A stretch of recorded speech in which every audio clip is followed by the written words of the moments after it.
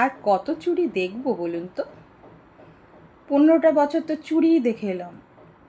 যেদিন ভোটে হারল তৃণমূল, সেদিন হয়তো মনে হয়েছিল এই চুরির চ্যাপ্টারটা এখানেই বোধহয় শেষ। কিন্তু না, এটা ছিল আমাদের সবথেকে বড় ভুল। কেন জানেন? কারণ এই দলটা তো শুরু থেকে শেষই শুধু চুরি আর চুরি।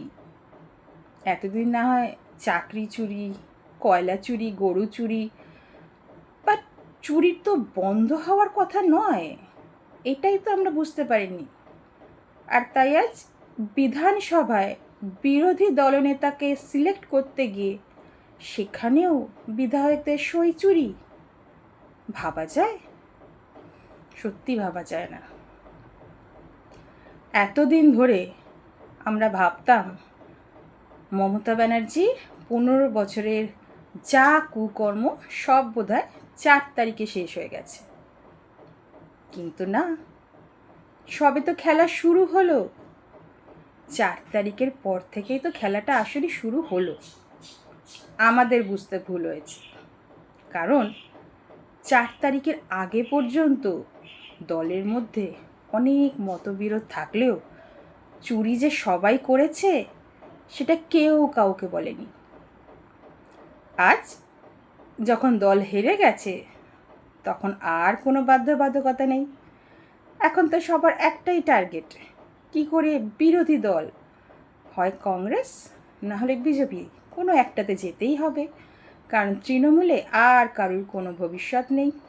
তাই এখন সবার মুখ ফুটে কথা বেরোতে শুরু করেছে।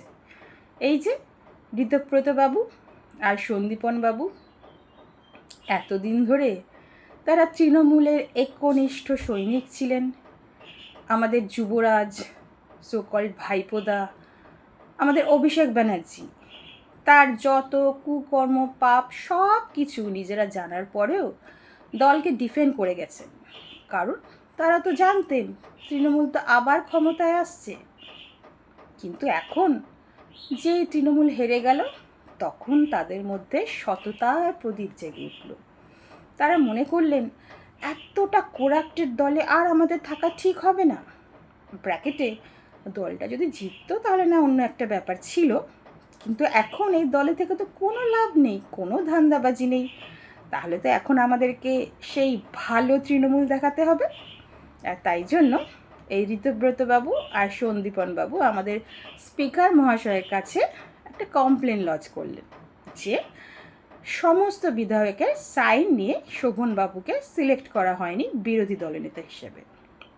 13 জন বিধায়কের সাইন জাল করা হয়েছে এবং ইনডিরেক্টলি জালটা করেছেন আমাদের সবার প্রিয় ভাইপো বাবু, মানে আমাদের চোর ভাইপো অভিষেক ব্যানার্জি। মজাটা এইখানেই, জানেন তো? এই যে ভোটের আগে তৃণমূল এত খেলা হবে বলতো, লাস্টে যে ওদের সাথেই 4 তারিখের পর থেকে রোজ কিছু না কিছুভাবে খেলা হচ্ছে, এটা বোধহয় ওরাও বুঝতে পারেনি। আমাদের ভাইপোদা যে কিনা স্পেশাল এক্সট্রা ইলেকট্রিক চুল্লি বানানোর ব্যবস্থা করবেন বলে ভেবে রেখেছিলেন, সেটা অ্যাকচুয়ালি তার দিকেই বুমেরাং হয়ে যাচ্ছে। একটার পর একটা প্রবলেমে উনি ফেসেই যাচ্ছেন। এই যে কদিন আগে তার বাড়ির নাকি কিছু পোর্শন ইললিগাল, সেই নিয়ে নোটিশ, তারপরে ব্লা ব্লা ব্লা, আবার হয়ে গেল বিধানসভায় সই চুরি। জাস্ট ভাবুন একটা দল কোন লেভেলের চুরি করতে পারে যে লাস্টে বিধানসভায় সইটাও চুরি করে ফেললো। মানে দলটা তো শেষ হয়ে যাচ্ছে, কিন্তু শেষ হওয়ার আগে একটা ভালো এন্ডিং দিয়ে তো শেষ করতে পারতো। কিন্তু শুরুটাও ছিল সেই চুরি, আর শেষটাও করলো সেই বিধানসভায় সই চুরি।